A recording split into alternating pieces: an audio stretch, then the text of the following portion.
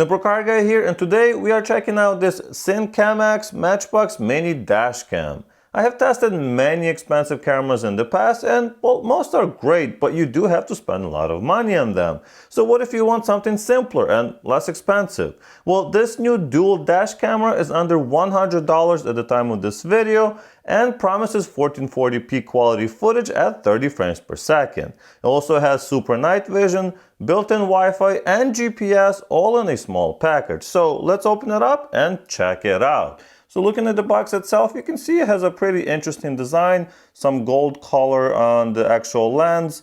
Let's see, well, it says it's fashionable, all right, dual camera, so you do get two, one for the front, one for the back. The resolution is going to be 1440p, 170 degree angle, wide angle, so you will get a big spread that gets recorded. GPS and Wi-Fi, as I mentioned, it does have an app, WDR and super night vision. I'm excited to see how well those work on this camera, and I do like that it's an IPS screen, since that means you can see well in the sun. All right, now let's open it up and see what comes inside.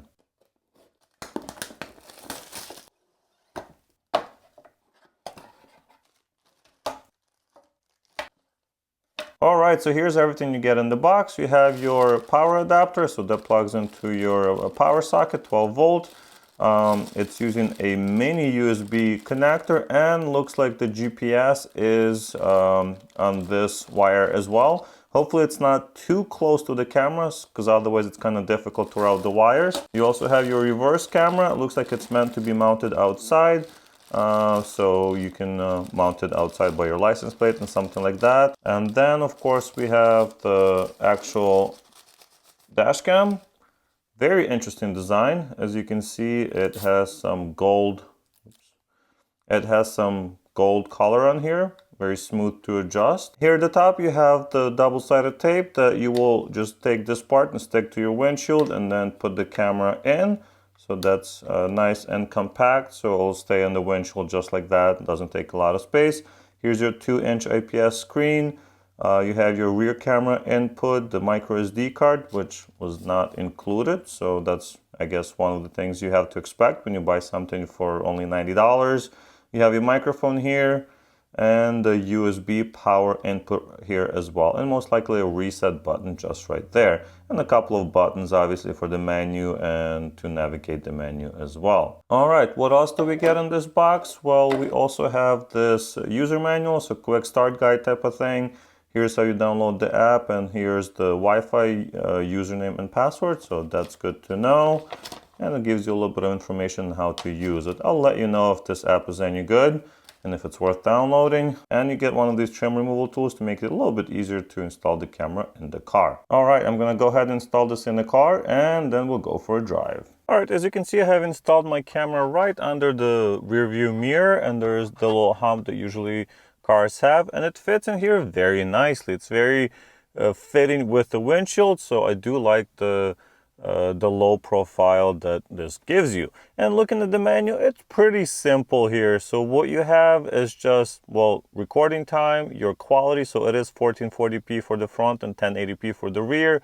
And it did say it only supports 32 gigs of storage, but this is actually a 256 gig card, and it seems to work just fine. We have the rear camera. It does not flip. That's gonna be one of my complaints. So you cannot flip it in software, and you have to basically, you know, flip it physically, but this was the best way for me to install it. I can just flip it in editing, so it doesn't bother me, but something to note. And here you have your modes, so you can switch the modes and then use the buttons here to change the settings. So for each mode, you get different settings. So right now we are in recording mode, so if you go to the setting menu, you get your changes that you can make in here, so you can change the resolution, use the power button as okay. You can enable loop recording from 1 minute to 3 minutes, WDR, exposure, G sensor, and whether you want to record audio or not, and if you want to have the date stamp in the video. And then of course, if you switch the mode, you will access those settings for that specific mode. And here we can see the GPS is connected and the G sensor is on low settings. But yeah, that's pretty much it as far as the menu.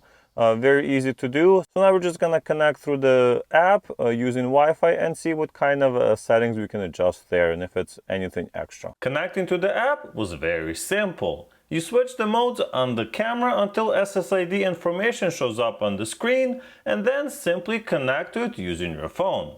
Once connected, open the app from the QR code and it connects to the camera automatically. No additional setup needed. Here you can see live view, review recorded footage, and more importantly, download it to your phone. This worked really well, better than some more expensive cameras I have reviewed in the past. Settings are pretty much the same as you get on the camera.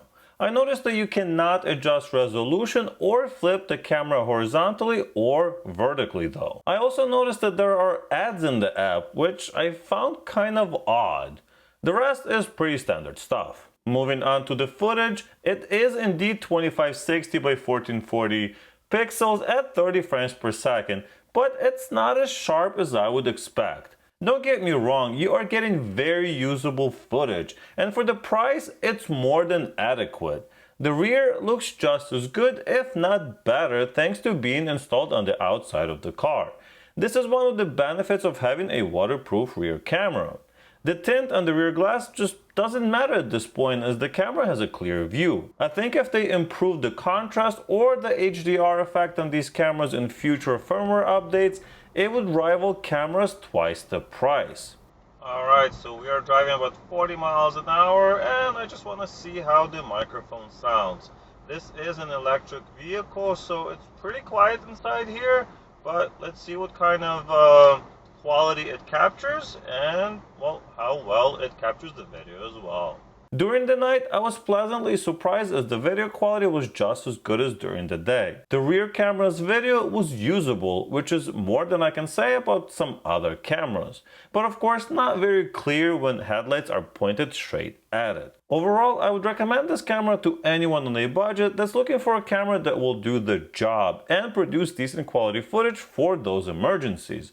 I wish they included a micro SD card and ability to flip the camera horizontally or vertically. Let me know if you think this is a good value down below. Thanks for watching and I'll see you in the next one.